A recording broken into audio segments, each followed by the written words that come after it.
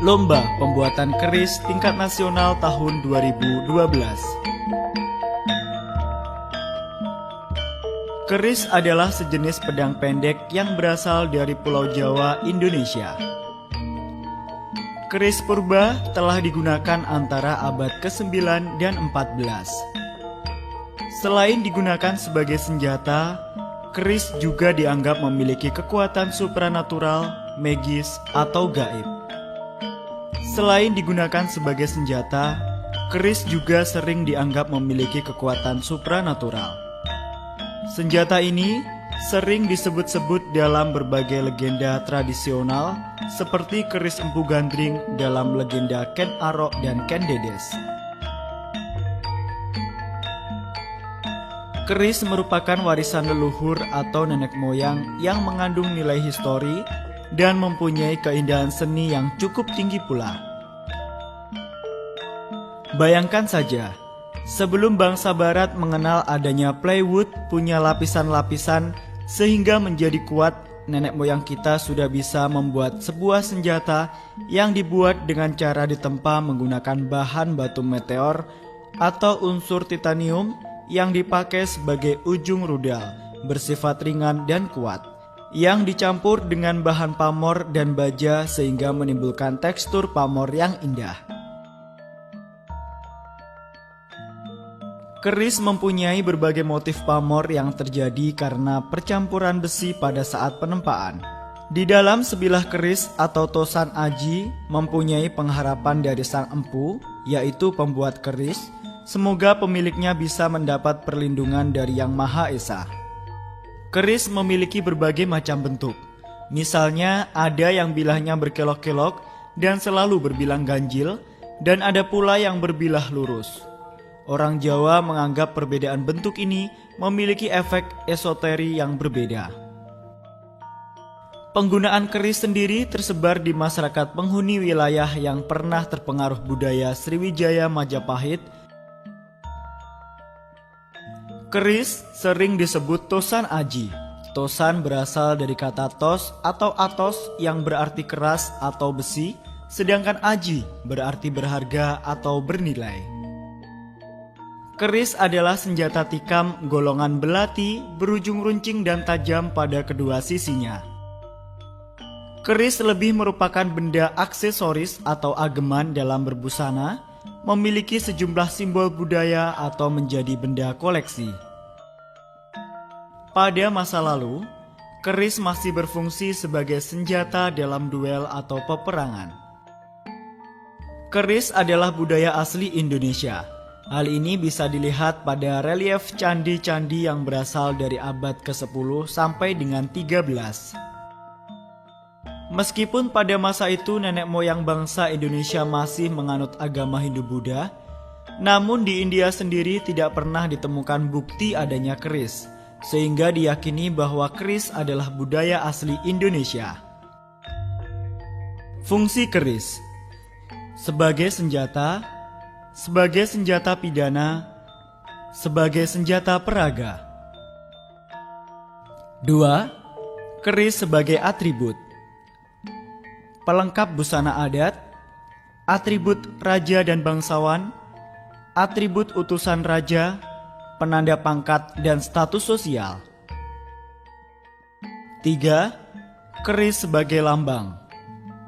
Identitas pribadi atau lambang, lambang kedewasaan, lambang persaudaraan, lambang kepahlawanan, lambang peringatan peristiwa.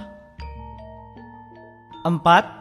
Keris sebagai piandel atau sifat kandel.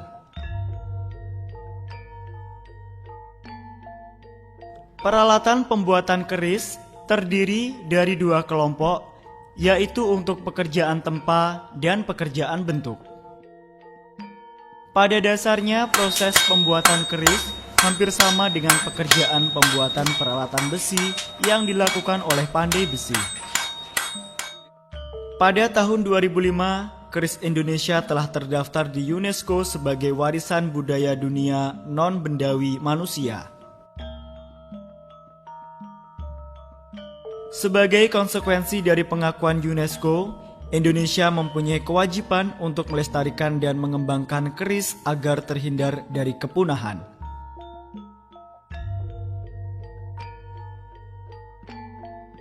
Untuk itu, sudah menjadi keharusan bagi museum, khususnya Museum Empu Tantular sebagai lembaga pelestari budaya agar peduli melestarikan keris. Museum Empu Tantular sebagai sebuah lembaga pelestari budaya berkewajiban ikut mempertahankan dan melestarikan keberadaan keris. Salah satu wujud dari kepedulian tersebut adalah dengan mengadakan lomba pembuatan keris tingkat nasional yang diikuti oleh 50 peserta dari berbagai daerah di Indonesia yang technical meetingnya dilaksanakan pada tanggal 8 Mei 2012.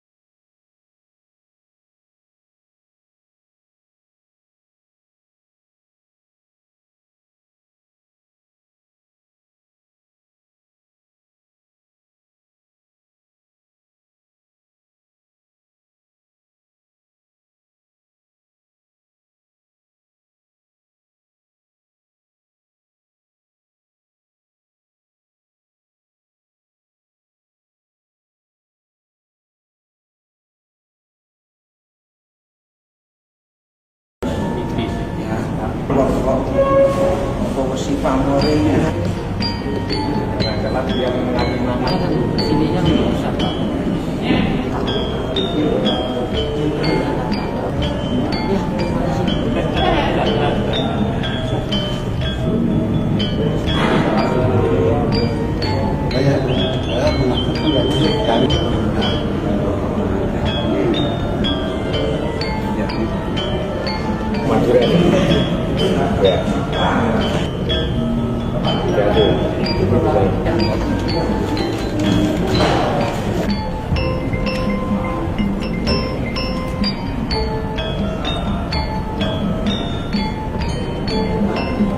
Keris mana?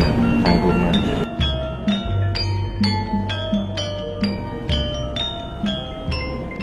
Setelah selesai penjurian pertama, para peserta lomba melanjutkan pembuatan keris di bengkel masing-masing. Gambar ini.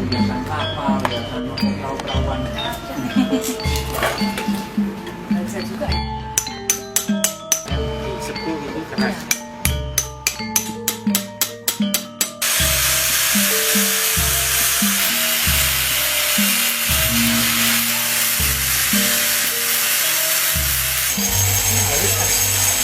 Mengalihkan jam bentuk.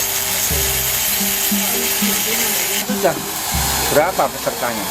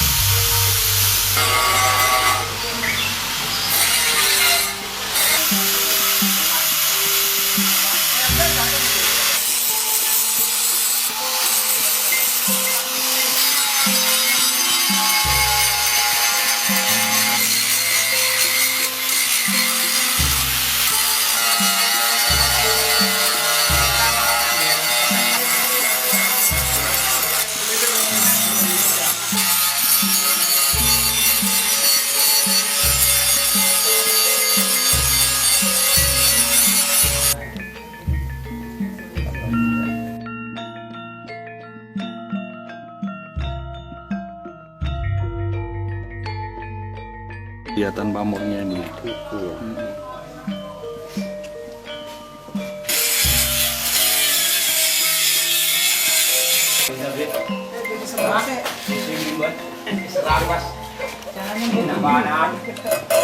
Sudah kayaknya yang gerendong-gerendong yang ini ya sama ngecun Ini juga ya.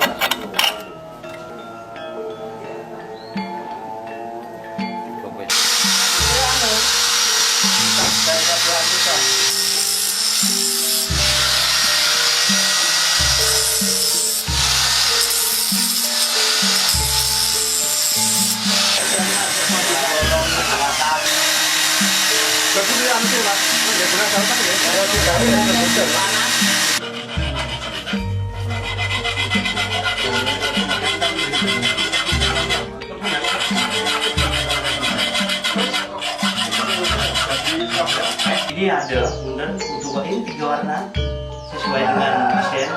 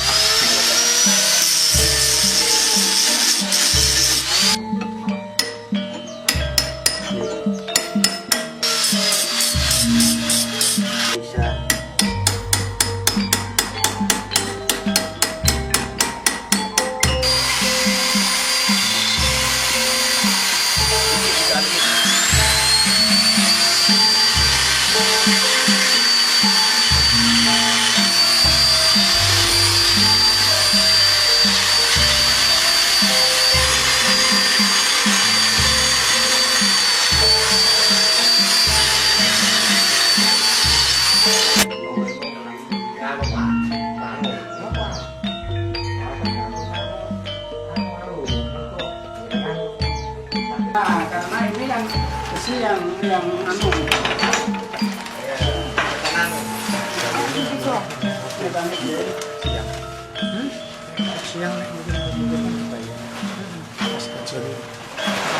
Untuk menempelkannya ke besi sulit gitu loh.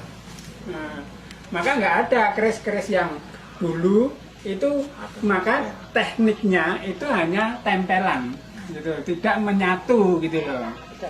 Nah, sehingga harus apanya? carinya Nikel. ya. Di Solo tidak ada. ini kemarin kan kata saking lu Ya dulu dari Luwu. lu itu kan Sulawesi Sulawesi dipotong jadi 2. Kemudian potongannya ditumpuk di atasnya. Berarti kan ini ada 3, kalau ini panjang ditumpuk berarti sudah ada 6. 6 nggih, nanti patang. Itu salah satu cara ya. Nah, lipatan ini macam-macam caranya untuk membelah. Nah, kemudian ini jadikan satu lagi.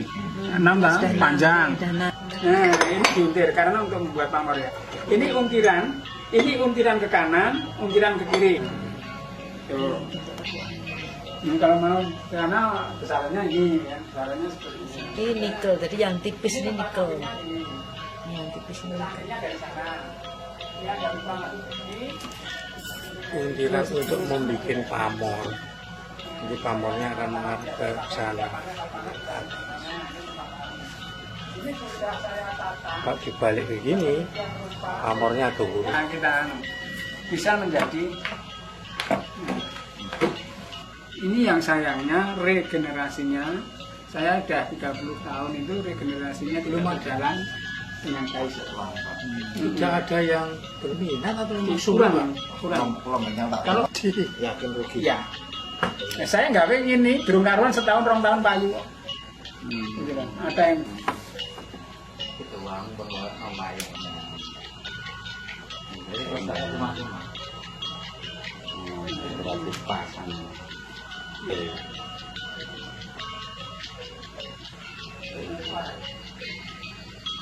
tulisannya Udah. Neng apa dipun wastani menapa pamor iku? Nanti pamor ya sudah. Ini hanya lipatan aja. Angkat ruang gitu. Susah Pak ya? Ya, susah ya. Susah. Saya pengen Tangerang tinggal di sana. betul tanah ini Bisa tak bawain.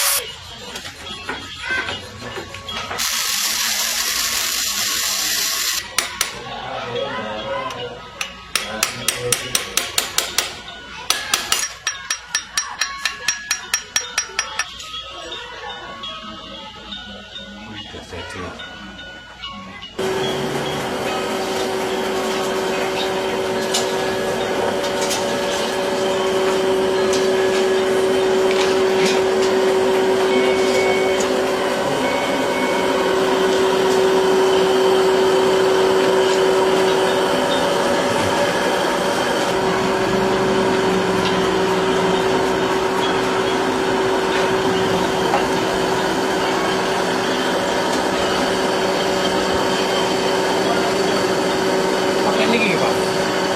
Sakit. Pakai ini. Cara mau bikin pamornya apa?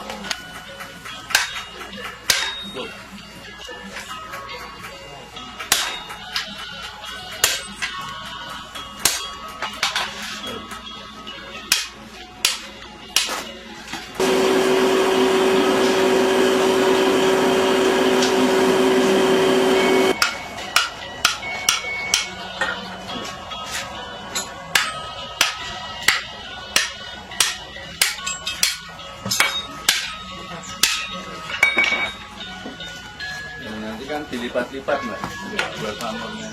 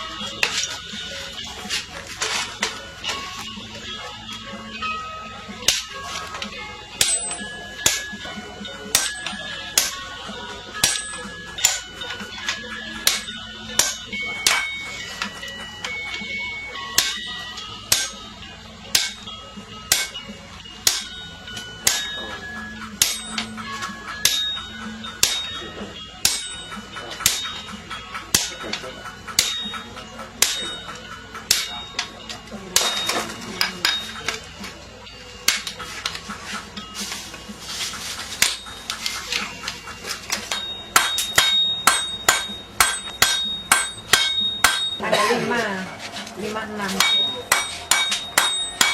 Punya soalnya pun tidak tersetom itu tinggalan. Kalau yang punyanya Pak.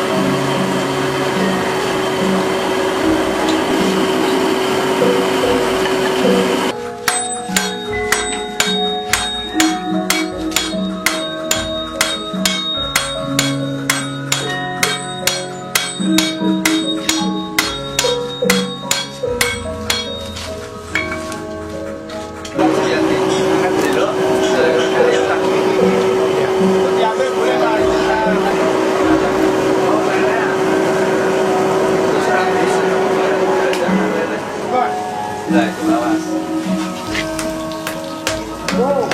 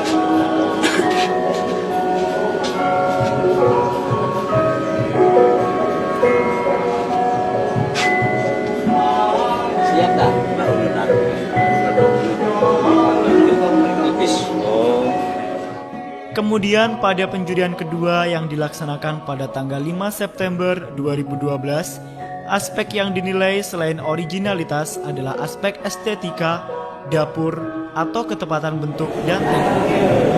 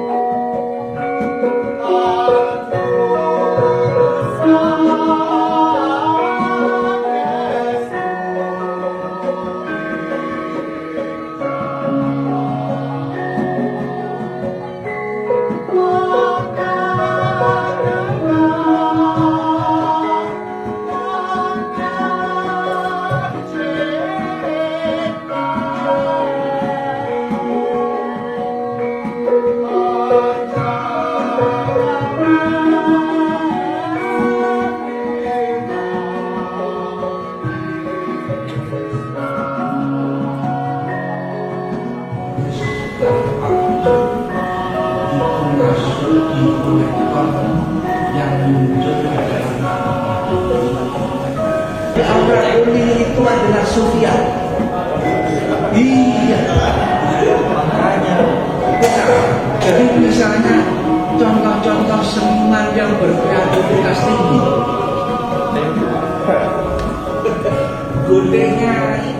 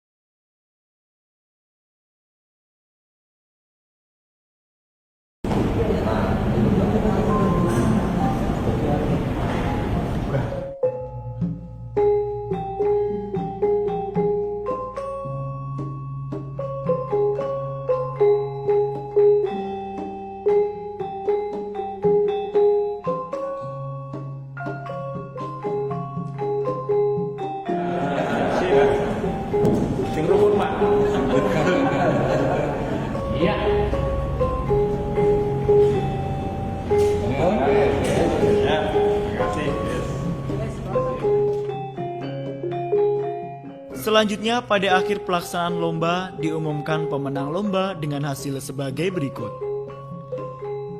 Juara 1 adalah peserta dari Sumeneb atas nama M. Jamil.